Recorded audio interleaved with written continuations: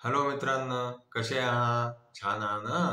आज मी तुम्हाला एका चालाक बंदरची गोष्ट सांगणार आहे. एका जंगलामध्ये एक सिंह आपल्या सिंहिणी बरोबर एका गुफेमध्ये राहत होता. त्याच गुफेच्या जवळ एक झाड होतं.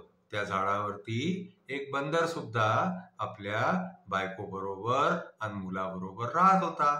एक दिवस काय झालं की सिंहीण आपल्या नवऱ्याला म्हणाली, सिंहाला, की आपण माझ्या आईकडे काही दिवसासाठी चलायचं का?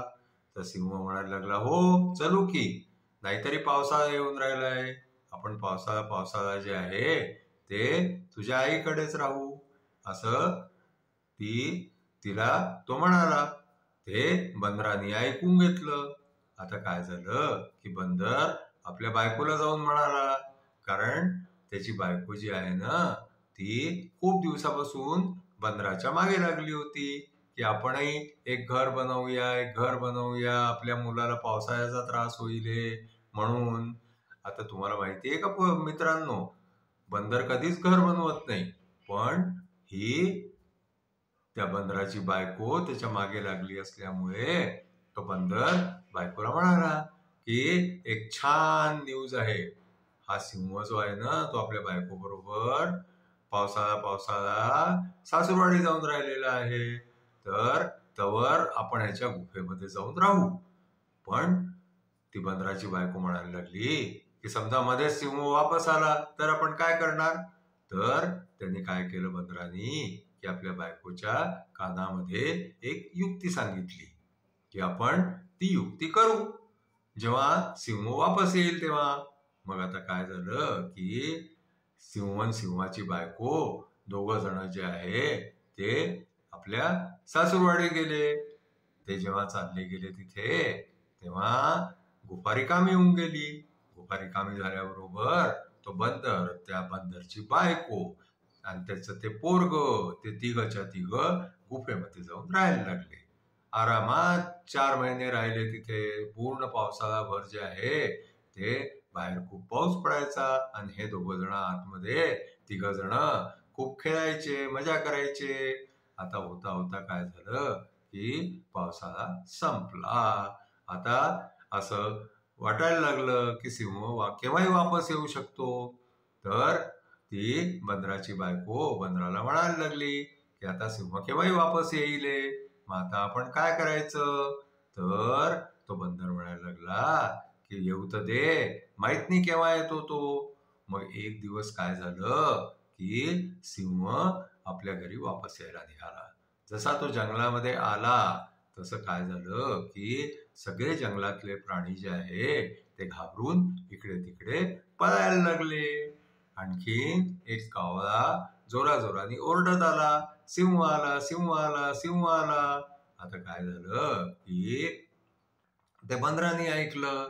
त्या बंदराने येऊन आपल्या बायकोला सांगितलं की सिंह जो आहे तो जंगलामध्ये वापस येतो आहे आणि तो आपल्या गुफेमध्ये येईल. मग आपण तीच युक्ती करायची जी मी तुझ्या कानामध्ये सांगितली होती. मग काय झालं की तो सिंह गुफेपर्यंत येऊन पोहोचला. आता तो गुफेपर्यंत जसा येऊन पोहोचला तसं त्याची बायको जी आहे ना, ती आतून जोराने ओरडली की काहो, आपल्या मुलाला जे आहे ते सिंहाचं मांस खायचं आहे, तुम्ही आणताय ना, लवकर आणा. तर हे सिंहाने ऐकलं. आता सिंह म्हणायला लागला की माहित नाही आतमध्ये कोणचा प्राणी आहे जो सिंहाचं मांस खातो. सिंह तर सगळ्या प्राण्यांचं मांस खातो, पण आतमध्ये माहित नाही कोणचा प्राणी आहे जो सिंहाचं मांस खातो करून जे आहे. तो सिंह घाबरला. आणखीन तो सिंह तिथं पळायला लागला. आणखीन तो पळता पळता जंगलाच्या बाहेर जायला लागला. तर तेवढ्यामध्ये काय झालं की त्या सिंहाला एक कोलीण भेटली. ती कोलीण म्हणायला लागली की सिंह दादा कुठे धावून राहिलाय? तर म्हणे, अरे, माझ्या गुफेमध्ये एक असा प्राणी आलाय जो सिंहाचं मांस खातो. तर ती म्हणायला लागली की काही नाही म्हणे, उगीच घाबरतोय, चल माझ्या बरोबर. आता जे आहे ते सिंहाला थोडासा धीर आला म्हणून तो सिंह जे आहे तो त्या कोलिणी बरोबर वापस जायला निघाला. तर सिंह म्हणायला लागला की कोलिणी, तू खोटं तर नाही बोलत आहे? तसं कोलीन म्हणाली, नाही नाही म्हणे, मी काही खोटं नाही बोलत आहे, आणि तुम्हाला असं वाटत असेल तर आपण आपल्या दोघांच्या शेपट्या बांधून घेऊ, म्हणजे मी काही पळणार नाही तिथं. तर असे दोघं जण शेपट्या बांधून आणखीन त्या गुफेपर्यंत पोहोचले. त्या गुफेपर्यंत जसा सिंह आला तसं जे आहे ते परत ती बंदराची बायको ओरडायला लागली, का हो तुम्ही आणलं ना सिंहाचं मांस, मुलगा केव्हाचा हट्ट करून राहिलाय सिंहाचं मांस खायसाठी, तुम्ही लवकर आणा लवकर आणा, असं ती जे आहे ते म्हणाली. आता सिंह परत घाबरला. आणखीन तो कोलिनीला म्हणाला की तू मला खोटं खोटं बोलून इथे घेऊन आली, आणि जे धूम ठोकली सिंहाने, तर सिंह धावत सुटला. आणि ती कोलीन जी आहे ना तिचं शेपटी सिंहाच्या शेपटी बरोबर बांधलेली होती, म्हणून कोलीन जी आहे ती खेचडत खेचडत खेचडत खेचडत जंगलाच्या शेवटपर्यंत पोहोचली. आणि मग ती सिंह ते जंगल सोडून पळून गेला. आणखीन तो बंदर आपल्या बायको बरोबर आणि मुलाबरोबर आनंदात त्या गुफेमध्ये राहायला लागला. असा तो चालाक बंदर होता.